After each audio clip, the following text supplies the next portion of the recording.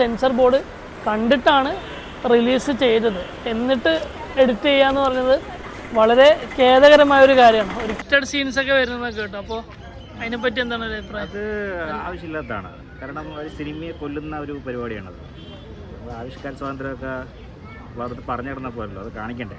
കേൾക്കുന്ന വിവാദങ്ങൾ അത് ഓരോരുത്തരുടെ പേഴ്സണൽ ഒപ്പീനിയൻസ് ആണല്ലോ. അവർക്ക് കട്ട് ചെയ്യേണ്ട ആവശ്യമില്ലല്ലോ ആ സീനുകളൊന്നും.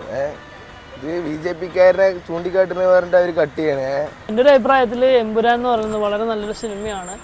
ഒരുപാട് നാളത്തെ കഷ്ടപ്പാടിൻ്റെയും വേദനയുടെയും യാതനയുടെയൊക്കെ ഒരു ഫലമായിട്ടാണ് എമ്പുരാൻ റിലീസ് ചെയ്തിട്ടുള്ളത്. അത് ഒരുപാട് ഷോട്ടുകൾ നമ്മൾ കാണുകയെന്നുണ്ടെങ്കിൽ ഹോളിവുഡ് ലെവലുള്ള ഷോട്ടുകളൊക്കെ പൃഥ്വിരാജ് എന്ന സംവിധായകൻ ഒരുപാട് നല്ല രീതിയിൽ എടുത്തിട്ടുണ്ട്. അഭിനേതാക്കളാണെങ്കിലും ഒന്നിലൊന്ന് മികച്ചതായിട്ടാണ് അഭിനയിച്ചിരിക്കുന്നത്.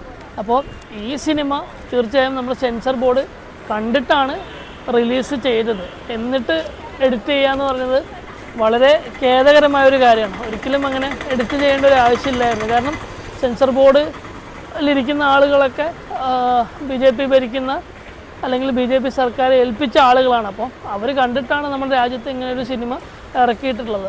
ഒരുപാട് പ്രൊപ്പഗണ്ട സിനിമകൾ നമ്മുടെ രാജ്യത്ത് ഇപ്പോൾ ഇറങ്ങി. ഈ അടുത്ത് കാശ്മീരി ഫയൽസ്, അതുപോലെ കേരള സ്റ്റോറി, അങ്ങനെ ഒരുപാട് സിനിമകൾ ഇറങ്ങിയിട്ടുണ്ട്, ഹിറ്റായിട്ടുമുണ്ട്. പക്ഷേ അതിനൊന്നും ഇല്ലാത്തൊരു എന്താ പറയുക എതിർപ്പ് എമ്പുരാൻ എന്ന് പറഞ്ഞ സിനിമയ്ക്ക് വരുമ്പോൾ ശരിക്കും ആ സിനിമയുടെ വിജയമാണ്. ഇപ്പോൾ തന്നെ 5 ദിവസം കൊണ്ട് 200 കോടി നേടി. അപ്പോൾ ഇനി നോക്കുകയാണെന്നുണ്ടെങ്കിൽ 300-400 കോടി നേടാൻ സാധ്യതയുള്ള മലയാള സിനിമയായിട്ട് എമ്പുരാൻ മാറിയിരിക്കണം. അപ്പോൾ ഒരിക്കലും അങ്ങനെ റീസെൻസറിങ്ങോ അല്ലെങ്കിൽ എഡിറ്റ് ചെയ്തിട്ട് പിന്നെയും റിലീസ് ചെയ്യേണ്ട ഒരു ആവശ്യമില്ലായിരുന്നാണ് എൻ്റെ ഒരു അഭിപ്രായം. ചേട്ടാ നമസ്കാരം, പേരെങ്ങനെയായിരുന്നു? വിനു. ചേട്ടന്? ബാബുല. എമ്പുരാൻ സിനിമ ഉണ്ടായിരുന്നു? ലാലേട്ട ഫാനാണോ? എങ്ങനെയുണ്ടായിരുന്നു സിനിമ? എങ്ങനെയുണ്ടായിരുന്നു? നല്ല സിനിമയാണ്. എന്താണ് സിനിമയിൽ ഇഷ്ടപ്പെട്ട ഫീച്ചേഴ്സ് ഒക്കെ എന്തൊക്കെയാണ്? മോഹൻലാലിന്റെ സ്ക്രീൻ പ്രസൻസ് തന്നെയാണ്. അടിപൊളിയാണ്. മേക്കിങ്ങും